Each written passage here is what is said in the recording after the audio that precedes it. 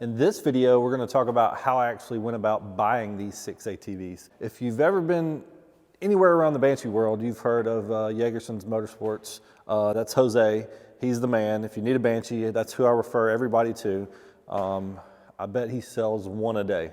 From SoCal, ships them all over the country. He is the Banshee plug. His little brother, Kennedy, is the one that goes and picks up a lot of the machines he buys. The way we went about this is I gave him a list of machines I was looking for, and he just kept an eye out. And then I would start searching Marketplace in a 200-mile circle from LA. Craigslist, Marketplace, OfferUp. And if I saw one I liked, just send him a screenshot, and he would reach out to the seller and negotiate on my behalf. He would charge anywhere from $200 to $500 to go pick one up, depending on how far it was. A lot of times he could negotiate his fee off the asking price. So 100EX, they were asking $2,600. He would say, hey man, I called, I can get it for you $2,500 picked up. So like this Mojave here, the guy didn't really want to negotiate, so it cost a bit more. This KFX was actually quite a bit. Like, I want to say they were asking $5 grand, and got there and it wasn't as nice as what we thought. And he's like, I told him to pass on it, and he was like, hey, I can get it for you $3,800 picked up. And I was like, yeah, for that much money I can buy new plastic, so grab it. Kind of the same thing with the LTR. We got there, I was looking for a showpiece. It is all original. I mean, look, you got decals and it's all stock, but you get up close, he got like $1 grand off the asking price. I was like, okay, yeah, grab it. That was the funnest shopping or buying ATVs or process that I've ever been a part of, because I'm just over here searching from across the country on Marketplace and Craigslist, and if I find something, just send it to him. He calls them, because I hate calling people.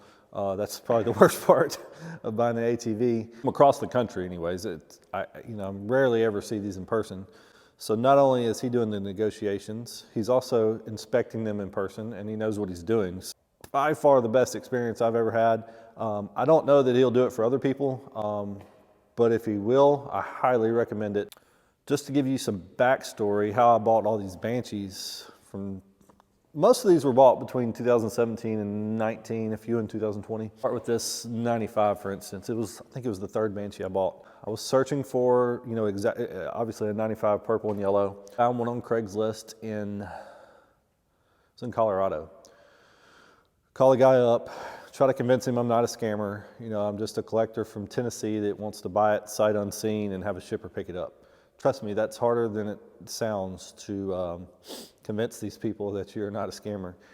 And to top it all off, he was like a CSI for their local police department. So once I finally got him convinced, I had to mail a cashier's check to the police department for him to agree that it was not a scam and a good deal. But I've got a mint 1995 Banshee at the time. He was asking $2,800, and I think I would have gladly paid $2,800, but just to prove that I wasn't a scam, I was like a regular buyer. I was like, I got to offer a little bit less, and I think I got it for $2,600. So yes, back then Banshees were much more affordable, and hence why I've kind of shifted to other ATVs, because these are still reasonably priced, and these Banshees are 10,000 plus. So as much as I love Banshees, I am not a fan of paying $10,000 for a Banshee. The ones I have, I plan on keeping. I don't plan on selling them. Those will just be the ones I have. I did get most of my favorites out of the way early on.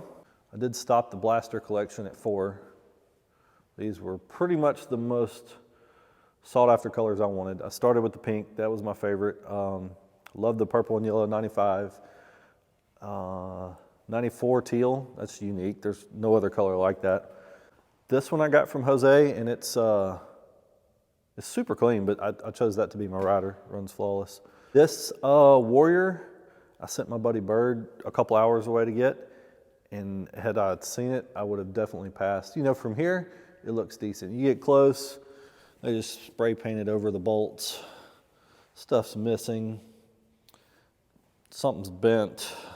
It pops when front end comes off the ground. Not my favorite unit. This one, local, it was in Nashville. but one of the rare ones that I picked up in person. And the guy who bought it originally and owned it for most of its life was an engineer for NASA. Thought that was pretty cool. His name was on the title, and I got to look it up, kind of verify that. But it's cool to see he bought that in '89 and had some original Toomeys on it. Pipes are off of it right now, but the 91, 94, 97, 98, 03, and 07 from Canada. The 10 back there is a replica. That is a just 03 with those plastics on it. But that's kind of the buying process. Oh, and the other benefit is, obviously, SoCal ATVs are plentiful, relatively cheap compared to the rest of the country. And then on top of that, they're typically ridden in the desert or the sand dunes, and so they're super clean. They're not mudded. If you have a way to buy there, that's the best place in the country. Prices are good, they're clean, and plentiful. Big shout out and thanks to Jose and Kennedy. I'll tag them. They're legit and greatly appreciated. See you guys.